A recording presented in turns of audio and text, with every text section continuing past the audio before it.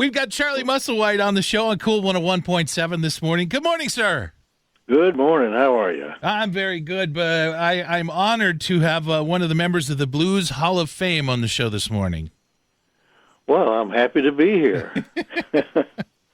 It's funny. I was telling a friend of mine, I say, I'm going to be talking to Charlie Musselwhite on Thursday, and, you should check out some of his music. It's really good. He'd never heard of you. So he gets onto YouTube to check some stuff out, and he says, is there anybody that Charlie hasn't played with? Because when you put in Charlie's name to YouTube, it comes up with Charlie and this guy, Charlie and that girl, Charlie and this person.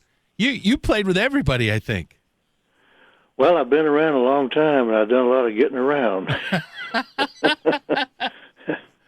It's fun to see how I can play the blues in other situations, like with Cyndi Lauper or Ben Harper or different people. I love the tune with Ben Harper. I was so mad.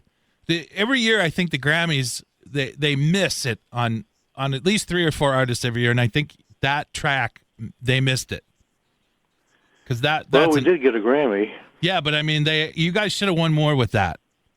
They just missed it. There should have been. You guys should have been in more than just the blues. I don't think that was just a blues song. That's just a good song. Well, I admire your taste. I mean, you hear about these guys like Bruce Springsteen. He's on like 3 or 4 different. He's a rock singer. He's a pop, and it's like best male singer. They can put him in different categories, and I don't think that tune was necessarily a blues tune. That could have gone elsewhere. And I'm just saying, I think they missed it. They could have put it in more categories.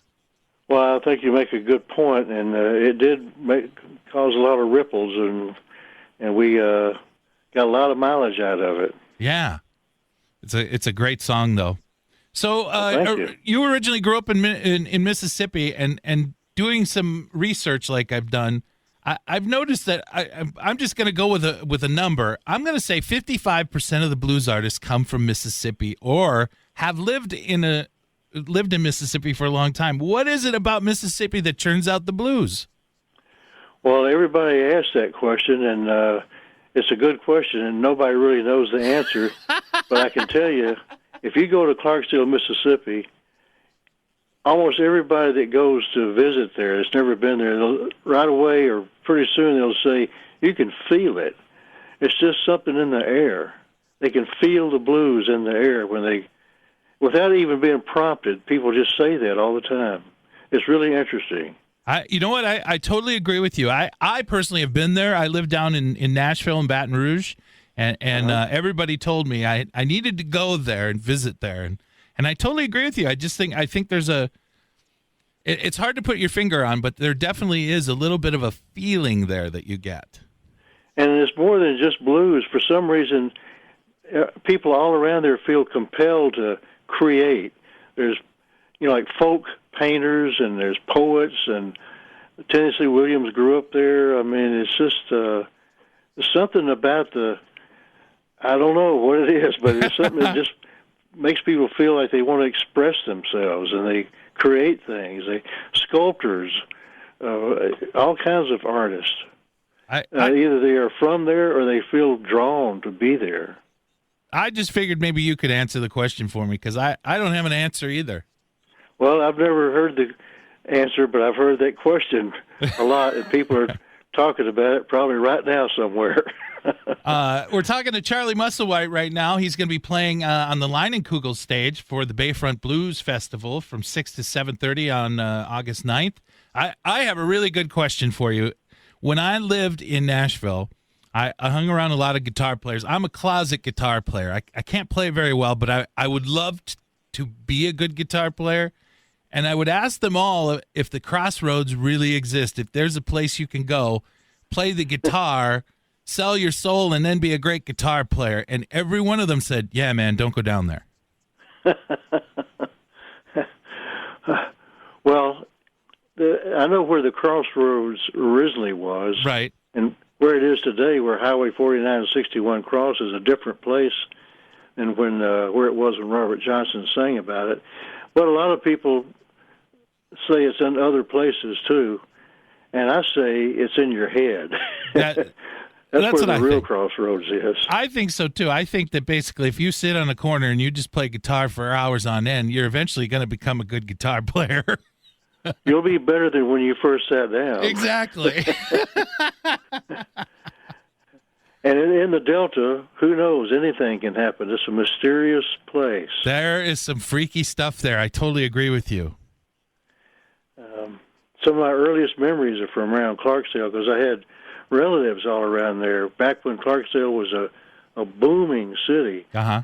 then it became almost a ghost town. Now it's coming back, and I have a place there myself. Oh, okay. And it's really, really strange. So Right on the Sunflower River. let's talk about your new record, I Ain't Lying. Yeah. I hear this is just a rumor. Maybe you can tell me if it's true or not, that if people come and hear you play and buy a copy after the show, you'll autograph it. So they can listen to me Yeah. in the privacy and safety of their own home. You betcha. I love it. I love it. You know, I should point out the photograph on the back is actually the intersection where Highway 49 and 61 crossed back in the day when Robert Johnson sang about it. No way. Yeah. So maybe if I buy your record and then I turn it over to the back and play for hours, then I'll become a better guitar player? Just lay it on the floor and sit on it and play. And do your best with the guitar.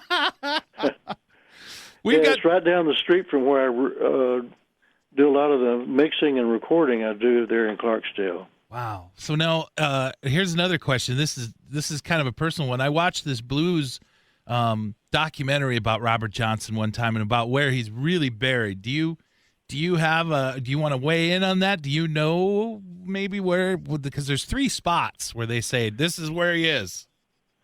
Yeah, I know there's 3 spots, but one of them is the real one, and I have heard which one that is. I can't recall which one right at the moment, but I think everybody agrees on the one because I think a girlfriend or somebody that had been there when he was buried had pointed it out. Okay. That's now I'm sending everybody, they're all Googling right now as they're listening to this because now they want to know the whole story. We're talking to Charlie Musselwhite, going to be playing at the Leinenkugel stage 6 to 7:30 August 9th for the Bayfront Blues Festival. Bayfrontblues.com to get your tickets now. Get your CDs. They can buy it right from your website, can't they? Yeah, or Amazon or CD Baby or from me. Wherever in the safety of their home that they can find it, right? Yeah. It's called I Ain't Lying. And also, if you pick one up at the show, Charlie Musselwhite will come out and autograph it for you.